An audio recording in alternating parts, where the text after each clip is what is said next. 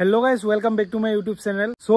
যোৱাকালি 22 তাৰিখ আছিল আগষ্ট মাহৰ 22 তাৰিখ আছিল আৰু যোৱাকালিয়ে নিউজ পালো এটা সো আপোনালোকক নিউজটো দেখুৱাম তাৰ আগতে কৈছো যদিহে আমাৰ WhatsApp গ্ৰুপত জয়েন হোৱা নাই ইয়া WhatsApp গ্ৰুপত জয়েন হৈ লওক কাৰণ তাতে আপডেট দি থকা হয় তাৰ পিছত দুই নম্বৰ কথা হল যদি টেলিগ্ৰামত জয়েন হোৱা নাই এইটো টেলিগ্ৰামত জয়েন হৈ লওক ডেসক্ৰিপচনত লিংক দিয়া থাকিব সবৰে জয়েন হৈ লব টেলিগ্ৰামত PDF খিনি দিয়া আছে গৈ কিনে PDF খিনি কালেক্ট কৰি লব আৰু ভালকে ষ্টাডি কৰিব কাৰণ হাতত সময় আছে বহুত এতিয়াও সো এতিয়াৰ পৰা ষ্টাডি কৰা ভালকে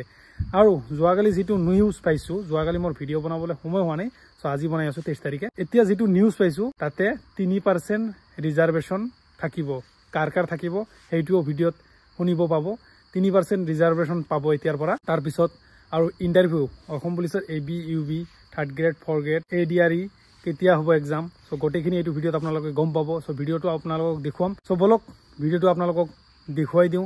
ভিডিওটো চাবো ভালদৰে আৰু ভালদৰে কথাখিনি শুনিব CM ছাৰে কি কৈছে সো বলক ভিডিওটো চাই লও এই বছৰ যি ৰিক্ৰুটমেন্ট হৈ আছে অৰ্থাৎ 10 মে তাৰিখে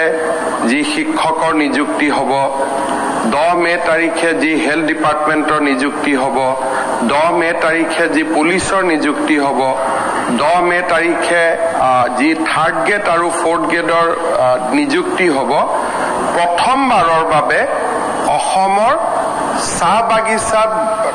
বা আদিবাসী সমাজৰ বাবে আমি 3% চাকৰি পোনপটীয়াভাৱে ৰিজাৰ্ভেশন কৰিছো যেটো এটা ঐতিহাসিক কথা অৰ্থাৎ আজি যে 50,000 যদি চাকৰি হয় 3% চাকৰি ডাইৰেক্টলি মেৰিটত যি পাবটো পাবই মেৰিটত পোৱাৰ উপৰিও OBC হিচাপে যি পাবই এইখিনিৰ উপৰিও 3% চাকৰি ডাইৰেক্টলি আমাৰ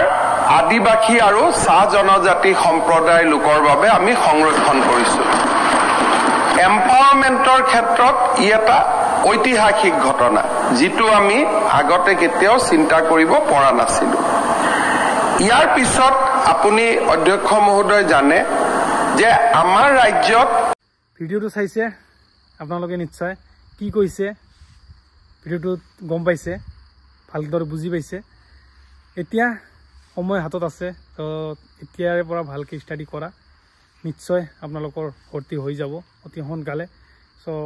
ভালকে ষ্টাডি কৰা আৰু চেনেলটো যদি সাবস্ক্ৰাইব কৰা নাই সাবস্ক্ৰাইব কৰি ৰাখিব আৰু ভিডিওটো কেনেকুৱা হৈছে আপোনালোকৰ মতামত কমেন্টত জনাব